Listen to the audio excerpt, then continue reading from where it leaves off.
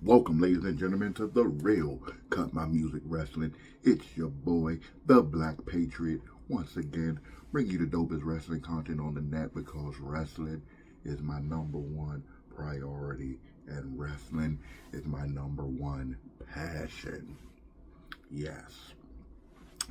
Now that the introductions are out of the way, remember guys, like, comment, share, subscribe.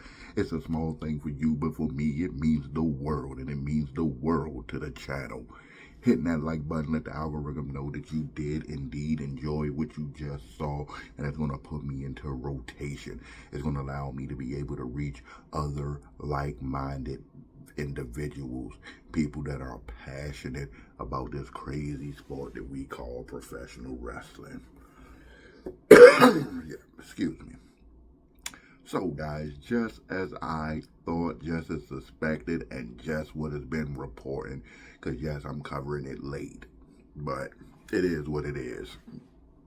I watched Money in the Bank, and just as I suspected, it was very, very mid. It was one of their weakest PLEs of this year, which is funny because they've had a bunch of weak PLEs. Even WrestleMania didn't feel like WrestleMania. I think this year's WrestleMania was the worst it ever in its history. So I'm past giving WWE the benefit of the doubt at this point because it's nothing but doubt. There's no benefit. There's no benefits to watching these shows. This show was over 3 hours and it was boring. There were two good matches, both women's matches. The women's Money in the Bank match was a good match, and Becky Lynch versus Lyra Valkyria was really good. And I knew it would be. I knew it was going to be bad. I just didn't know how bad it was going to be. Most of the storylines and rivalries going into this show were repetitive, boring, and transparent. It was full of things we knew would happen and matches that outcomes were foregone conclusions.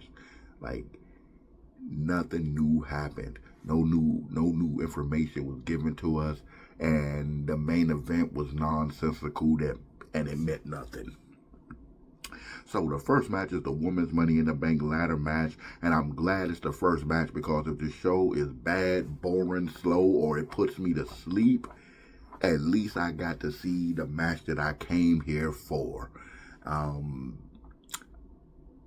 I'm going to just go right off and let you know that I like every woman in this match. All 6 of them. I'm a fan of the women's roster. I'm a fan of female wrestling. I prefer it over the men's wrestling. I'm not a stan. I'm not a glazer, though I do tend to glaze the women that I really like. Lyra. I like Lyra. But Becky Lynch, Liv Morgan, Roxanne Perez, and my personal goats, So, this is the match I came to see.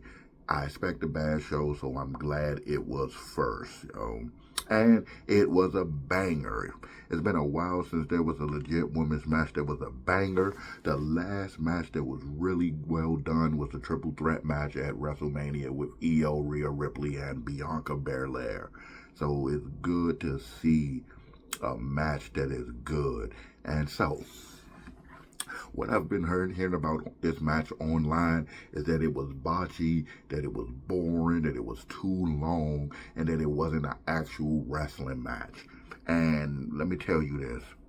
I watched this match a couple of times, like 3 to be exact, because I fell asleep on the pay-per-view the first time, and I wanted to watch it again, so then I watched it all the way through. And then I came back and watched the women's match one more time because I wanted to make sure I saw it. Because mind you, this is a retrospect review. I've already seen other content creators' reviews. I've already seen Raw and SmackDown. I mean, well, not SmackDown yet, but I've already seen Raw. And the match was not bad. I don't know how people are saying it was boring, and I didn't peep too many botches. Like, I don't know, man. I don't know.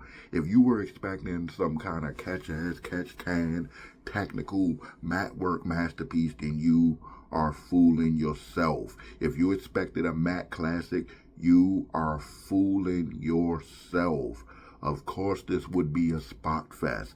It's 6 women constantly running in and out of the ring and up and down ladders.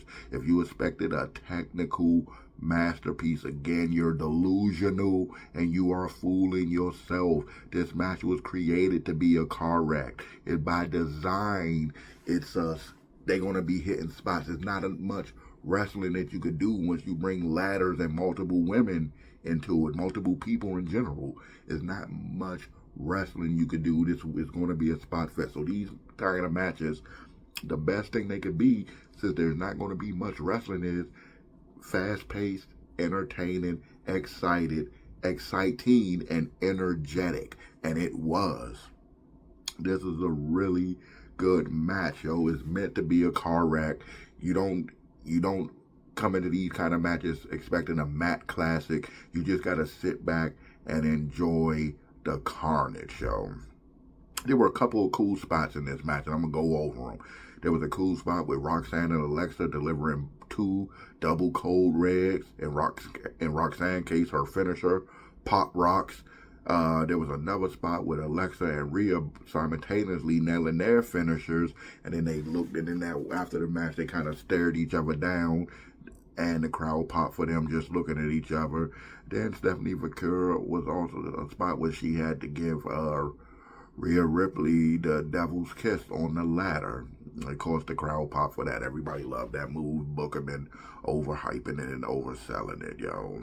There was also a cool spot where Julia gave Naomi a German suplex off the ladder, and also because her legs was wedged in it, but she also got drop kicked by Alexa Bliss.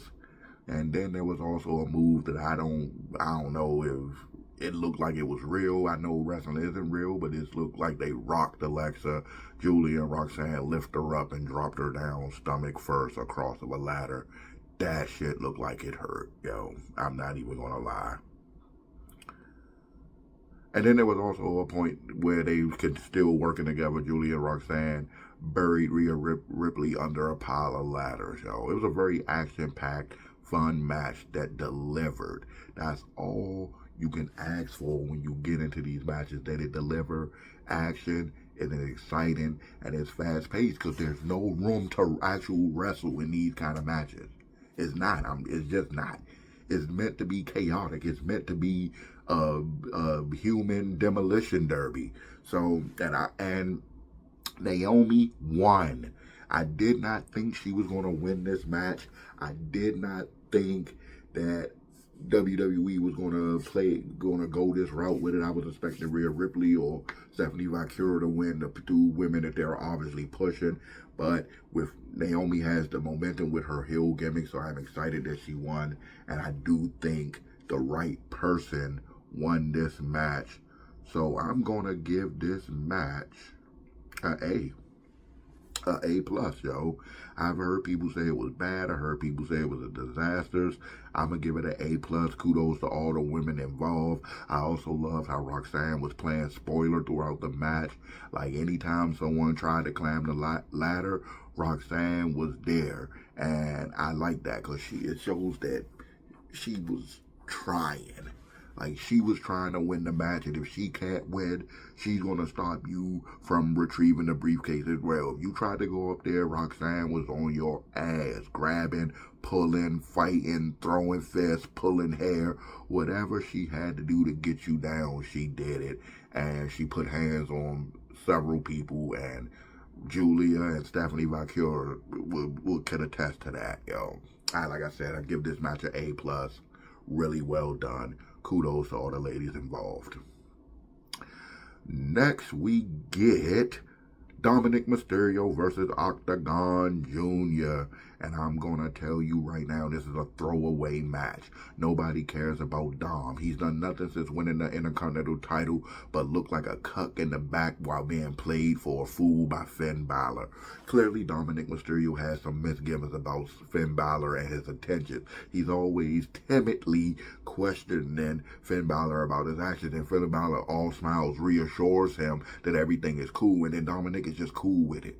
Like, bruh, come on, man. And then whenever Liv's around, he looks like a deer in the headlight, like a fucking cuckold. So, no, I'm not interested in Dom. He's done nothing with the title since he won it. This is probably his first title defense. This is a match that he does win in less than 5 minutes. It's a throwaway match. Nobody cares. The crowd didn't care. I didn't care watching it at home. I would flat out give this match a F if it was not for the presence of Liv Morgan. She was out there looking stunning, looking beautiful, looking gorgeous as she always does. She interfered in the match to help Dominic, as of course she would, and Dominic packed Dr. Don Jr. up. I'm not impressed. Nobody was impressed. The crowd wasn't impressed. This match is a D. Moving on. There's a backstage segment with American Made, and it's Chad Gable with the Creed brothers, and he's back there telling them to make sure that they put a giant ladder somewhere where El Grande Americano can find it. A big ass ladder and a pay-per-view full of ads, and there's ads on the ladder for Fireball. So there you have it, yo. And as I said before, and like I said in my Saturday Night Live pay-per-view, I call that pay-per-view Saturday Night Ads. And oh yes, the ads are here. They're heavy, they're massive, they're always present. And it's just crazy that you have to have subscriptions to watch WWE content to begin with. You even have a subscription to Netflix to watch Raw, and you need a subscription to Peacock to watch their premium live events, and still you'll get bombarded with ads. I just cannot believe it. This show is right before my eyes devolving into ass, and I don't care about this crap, y'all. I can't believe this is where we are in 2025. Like, no wonder Vince tried to buy his company back. Like, this is crazy. This joint is off the rails, off the tracks. It's soulless. Nothing is here. It's just an ad company masquerading as a wrestling promotion. Buy, consume, spend your money. Don't question the product. That's all WWE wants you to do. And it's just ridiculous. It's egregious at this point. And now it's time for the second best match of the night. And this is Lyra Valkyria versus Becky Lynch. And I'm going to let you know right off here, do not listen to the haters. Do not listen to the distractors. This match was damn near a 5-star classic. A Mac classic. You want to complain that the women's match, the Money in the Bank match, which was a match designed to be chaotic, didn't have any wrestling in it. Well, here's the wrestling. Here's the mat work. Here's the ring work. Here's the work rate. This match was phenomenal. The only thing I'm going to say bad about this match, and it has nothing to do with the match, it's just that Lyra Valkyria have all the tools to be the best wrestler in the world. She really impressed me in this match. She needs to find some personality. She needs to find a character. She needs to find some charisma, because her ring work is too good, yo. And Becky is simply the GOAT, one of the greatest of all times. I love me some Becky. And she comes out first. Obviously, she's the challenger, and she looks amazing, yo. But I'm 100% certain she's going to win this match. And like I say, hindsight is a mother, because I already released my Raw review, and you know, she did win this match. I'm late to the show. Becky did win this match, and I'm going to tell you, Triple H booking is dog shit, because they've been alluding to this for weeks. I knew Becky was going to win this match. Everything about their recent interactions have leading up to this match has pointed to Becky Lynch winning. Young, there's no suspension of the leash. There's no, it's just messing. I remember the time when you didn't know what was happening. Yeah, you could take a guess and you might get it right every now and then, because it's always 50-50. It's a 50-50 chance you're going to get it right or wrong. If it's two guys in the ring, or if it's four, it's 25%. It's a chance you could predict it. But I remember when it was really unpredictable, when you didn't know who was winning, when it was just like edge of your seat, nail-biting content. Now it's just cookie cutter, elementary writing. You can see right through it. I mean, if they're writing for children, I guess, but adults watch this too, guys. Adults watch this stuff as well, yo. Early on in the match, Lyra has a wardrobe malfunction, And she starts off heavy, throws Becky out of the ring, and it's the same order. I've seen her working with it that before, so she maybe need to change her top, yo. But she has a wardrobe malfunction. She tries to do a outside dive on Becky, and Becky counters it. Becky tosses her to the ground and gets in her stuff immediately. Lyra likes to work at a fast pace. Becky likes to slow the match down, grinding it down and keeping Lyra on the ground, where she does not like to be. Lyra likes to move around the ring. Lyra likes to fly. Lyra likes to get it moving, and get it popping. So Becky is trying to slow this match down. The crowd comes to life and is split down the middle, and then they counter each other's finishing move, and Becky continues to dominate, delivering 2 elbow drops and a leg drop to Lyra, pins her, but Lyra kicks out. Now Becky is really kicking her behind, and the crowd is on Lyra's side, but I don't get this, because when Lyra came out, they didn't say anything.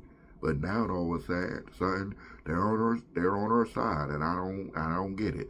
Then the crowd start giving Becky the Cena treatment. Half the arena is chanting "Let's go Becky," while the other half is chanting "Becky sucks." And I'm also confused by this, because when has Becky ever sucked? Becky never sucked a day in her life, yo. She's a beast, yo. Lyra finally is able to counter Becky's onslaught with a spinning neck breaker. And I say onslaught because Becky was really pressing the offense, and she was really, just for a period, literally doing whatever she wanted to do to Lyra. The spinning neck breaker finally stops her in her track. Lyra is up first, and she is rolling. She's rocking Becky with a few clotheslines, a couple of kicks, she's mixing the kicks up with mixing the feet up with hands, hitting her with some combos that really messed her up, and then she muscles her up easily into a sit-out powerbomb, and I was impressed by how easy Lyra just got her up for it, and it was so easy, it was so quick, and boom. Then they counters. There's several near falls with them countering each other, almost pinning each other and kicking out. Becky is finally able to spike Lyra with a nasty DDT. That joint looked nasty. You should see it. Then Lyra recovers and hit Becky with a superplex. Then she follows the superplex up with a fisherman suplex. This is what I'm saying about Lyra's ring work. She is really good, yo. She is really technically sound to a high level degree. But you take that in with her being able to fly around the ring like a cruiserweight. Like, come on. So she got the technical savvy of a tenured veteran, but also the rope awareness of a high flyer, of a luchador. Like, they call Io Sky the genius of the sky, but I bet Lyra is better. Like, if you look at their technique, Lyra may be just as good as Io when it comes to just flying off the top rope and doing stuff like that, yo. And like I said, Lyra's a beast between the rope, and her look is great. She just lacks charisma. I wish she could try a different character, because her ring work is there, yo.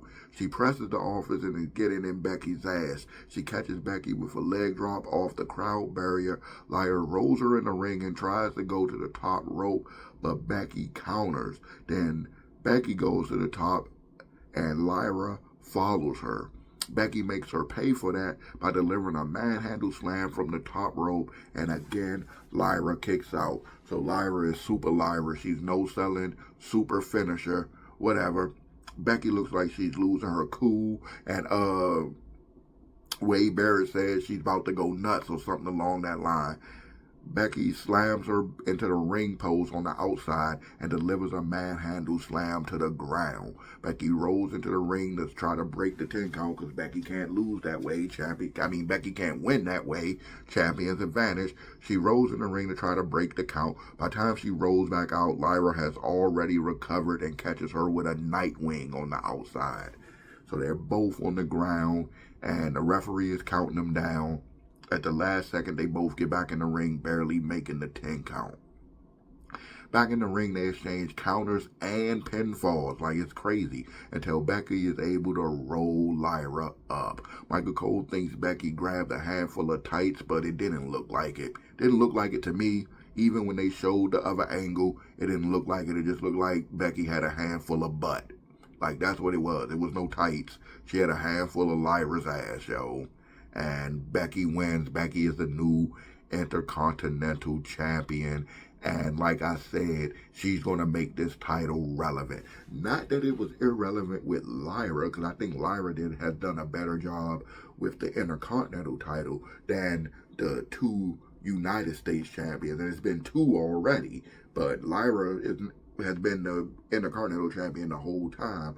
I think she's done a better job in her run than Chelsea Green and Zelina Vega. But Becky is going to make it way more relevant. Welcome to the big time Intercontinental Champion. So after the match, Becky is hilarious. She wants Lyra to raise her hand. This was the agreed stipulation.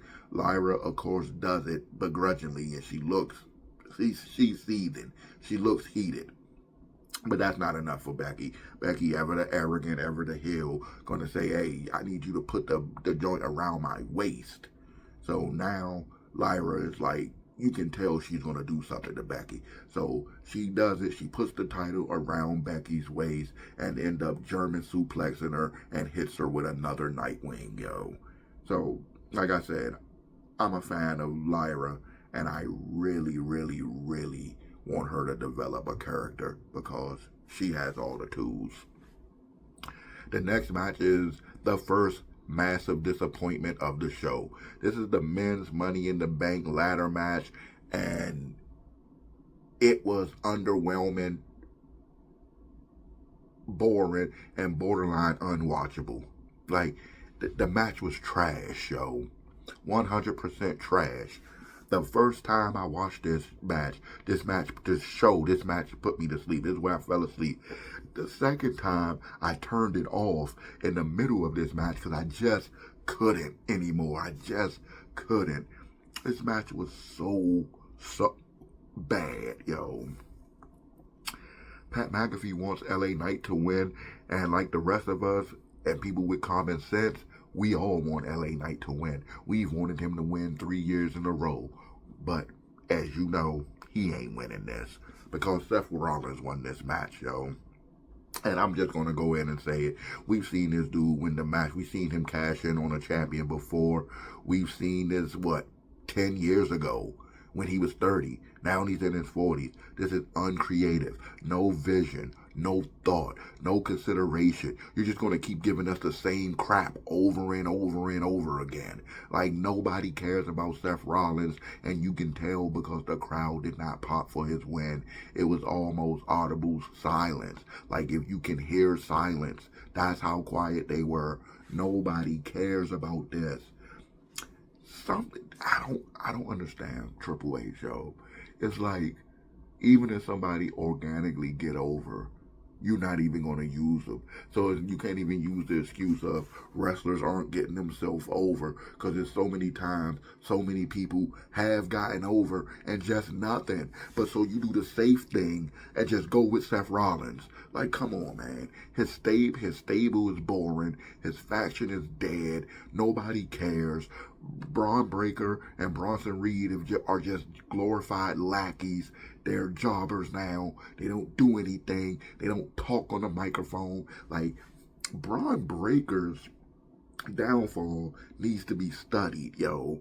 He went from looking like a potential main event guy that can carry the company to Seth Rollins lackey. I don't get it. What do they get career-wise from trying to help Seth Rollins win the world championship? You would think that Braun Breaker and Bronson Reed, two guys that's young, up and coming in WWE, would want to make a name for themselves, not help a guy that's 40, that's self-admitted on his last leg, win a world title. No, this makes no sense. Seth Rollins was absolutely the worst option to win this title. And then when you look at the match, this is how terrible and uncreative WWE is. You know Andrade is not going to win this match. So of the 6 competitors in this ring. The only people that could possibly maybe win is Seth Rollins, LA Knight, and Solo Sikoa.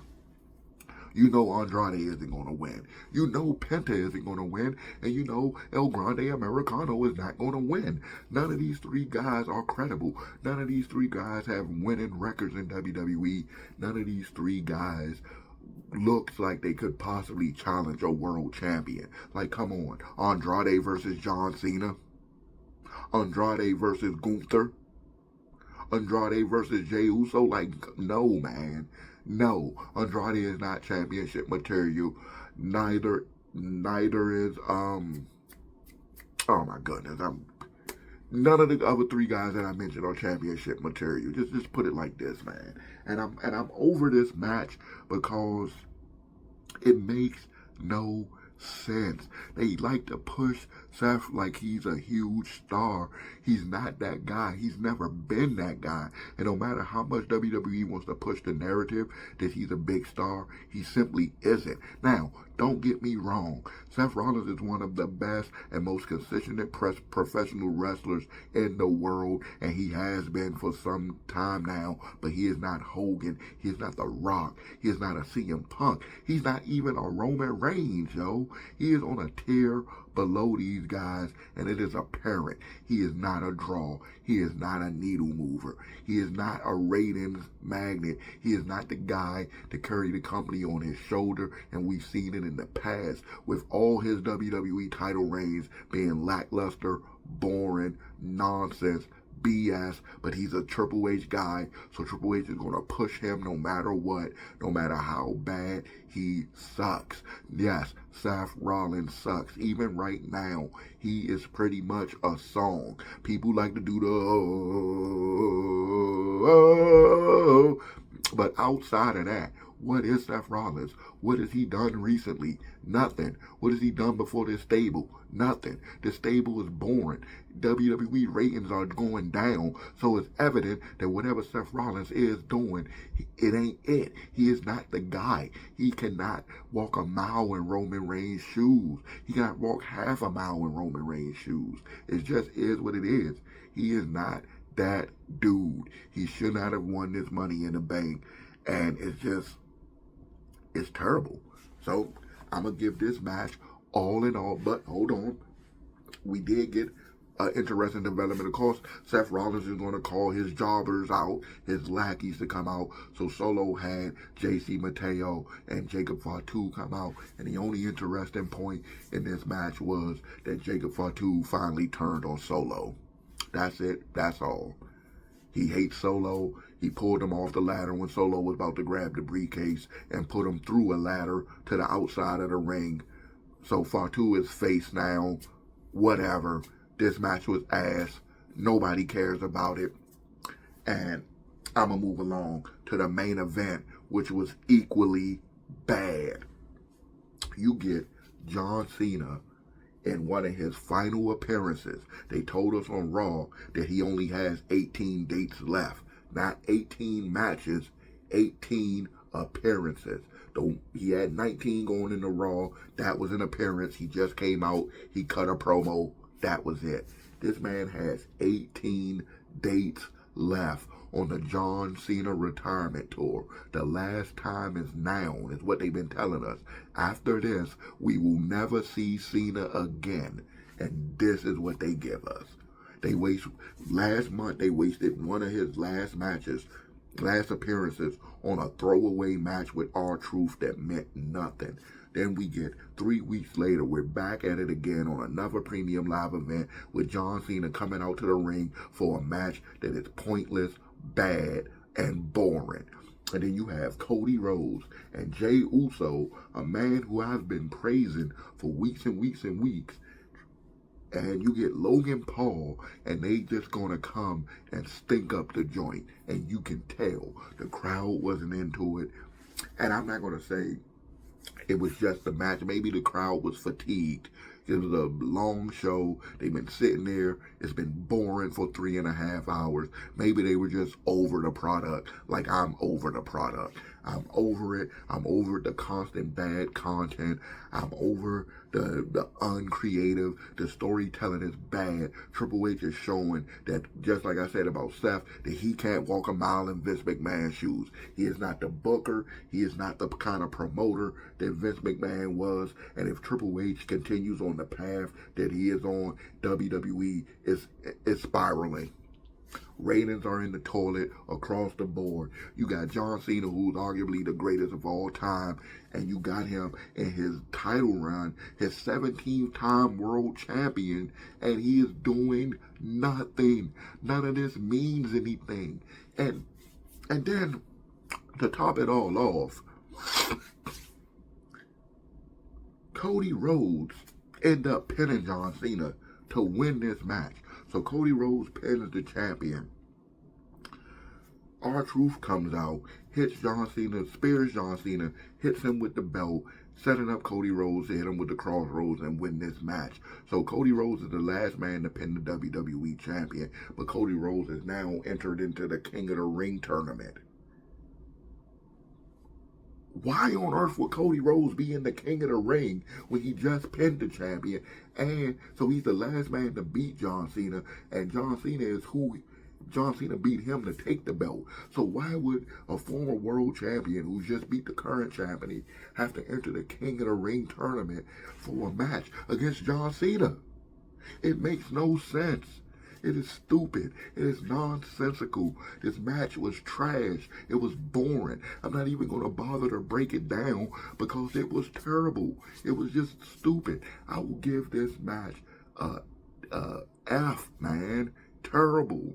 And the winner, Seth Rollins winning this match, is completely nonsensical.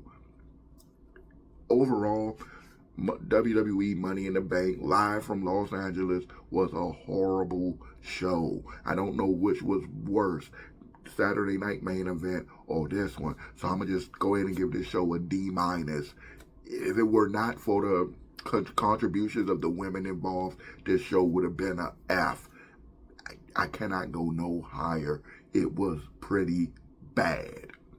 Remember, guys, the Black Patriot, the real Cut My Music Wrestling, I'll be here. I will always be here. The voice of the voiceless, the voice in the dark, the sentry in the wrestling community that's going to bring you the content that you deserve, and I'm going to let you know, and I'm going to call these promoters out, and if these shows are bad, I'm going to tell you they're bad. If they're good, I'm going to tell you they're good. Unbiased. Remember, guys, as always, I'll catch you in the next one. Peace out. Be safe.